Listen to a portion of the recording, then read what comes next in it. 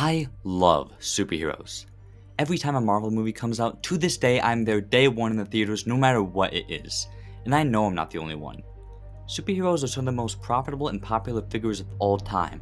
Superman, Wolverine, Batman, Hulk, Iron Man, but the most notable of them all is Spider-Man. Since 2002, there have been 10 movies, 6 shows, and 14 video games, the newest one being Spider-Man 2.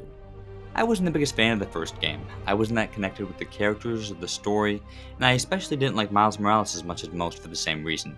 Although, all in all, I had a lot of fun with both because, come on, I get to be Spider-Man. Fortunately, Spider-Man 2 is a big step up in every way, and is an almost perfect entry into the superhero genre. Almost. The best thing about this game are the huge action set pieces. It opens incredibly in the fight with Sandman. Just like God of War Ragnarok, it sets up the sequel so well by grabbing your attention immediately. This continues with the fight with Lizard, Kraven, and Venom. The next thing I noticed was how much quality of life changes there were. They got rid of the stupid ass gadget wheel that I never used and replaced them with these power moves.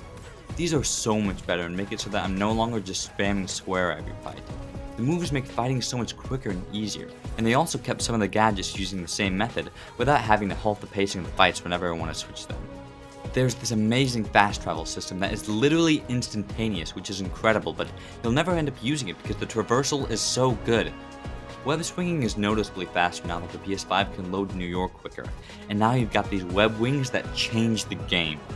Switching from swing to gliding in an instant is incredibly satisfying, and now it's even better with the slingshot, gliding on water, the quick turn, and more. Just like the last two, it is so fun just to swing around New York as Spider-Man, and now with the addition of Brooklyn and Queens, you have double the space to do it. Every side mission seems important and fun, and each mini questline resolves in an interesting way, often teasing something in the future. Although, I feel that there wasn't enough side content. I would have liked maybe one more questline or a couple more side quests. Even so, at least it wasn't like Spider-Man PS4. There's so much dumb filler side content in that, and boring side quests that I don't give a shit about. And to get the platinum, you have to stop over 150 crimes. Whoever came up with that shit is a goddamn maniac. In Spider-Man 2, there's less side content, but it's richer, and often reminds you of why you're the friendly neighborhood Spider-Man. The one downgrade in this is the suits. There are a lot that are cool, but not many I'd ever put on. There's a good chunk that just looks mid or shit. And I know the first suit people think of when I say that is the Miles Evolved suit, which is fucking ass, so don't worry. But what the fuck are you wearing? But people do not give the Life Story suit enough shit. What the hell is this abomination? Harry should have died at the end of the game for giving us this thing. Even though the suit is a piece of junk, so far everything about the game is pretty much perfect, much like the first.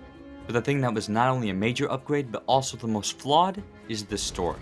In the first game, I kinda followed the story, but a lot of it was dealing with things I didn't really care about. The missions involving the lab, MJ, Miles, and Aunt May were all relatively boring to do because the characters don't give you quite enough to keep you interested.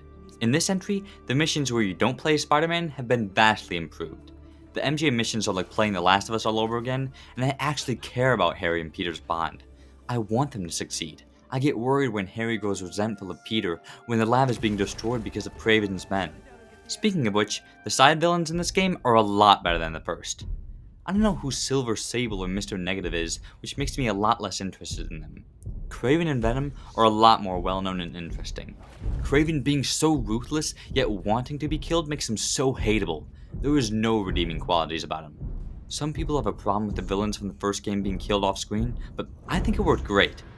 Seeing him kill Scorpion was shocking enough, but then you find out that he's killed almost every member of the Sinister Six. It's a great showcase as to how powerful he really is. I'm not exactly sure what people wanted from it. A montage of him killing them? The part of the story that I don't think they did correctly was the Symbiote. Venom is the most popular Spider-Man villain, and Peter's symbiote arc is one of the most famous.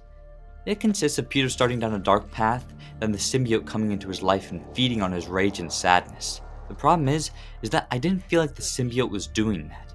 It felt like it created the problems for him. Prior to getting the suit, his life was actually going pretty well. Harry came back, he's starting a new company with him, things are going well with MJ, he's his normal, nice, helpful self. All of this changed once the symbiote was attached to him. Therefore, after he takes it off, it feels like less of an arc and more of a major inconvenience in his character.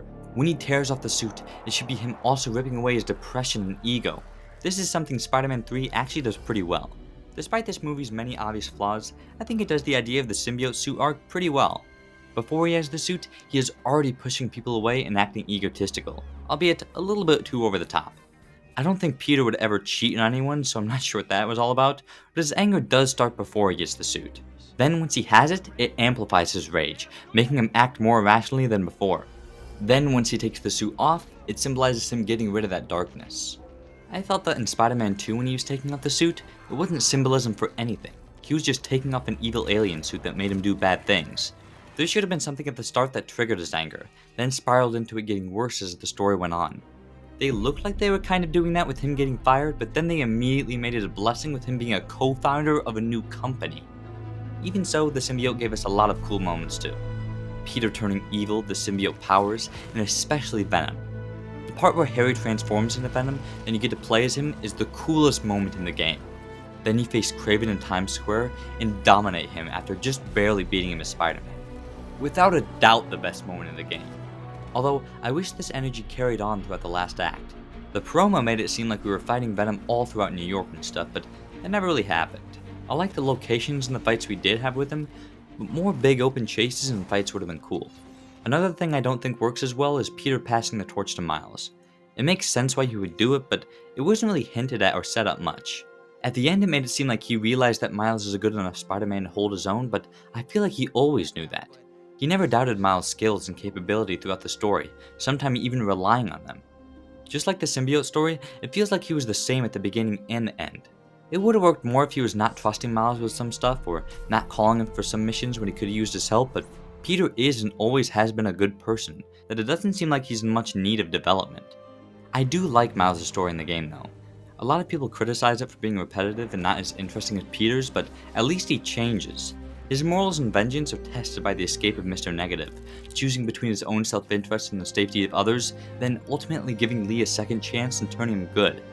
This is a good character arc. Overall, Spider-Man 2 really was an incredible game. Swinging through New York City accompanied by the best graphics and ray tracing in the industry, epic flashy fights with iconic villains, and a great yet slightly flawed story raises Insomniac from a B to a B+ tier studio in my book. I'm really excited about the finale to the story, especially because of Green Goblin. I'm sure they'll be able to patch up some of their errors and bring us one of the best superhero stories to date. Spider-Man 2 gets an A-.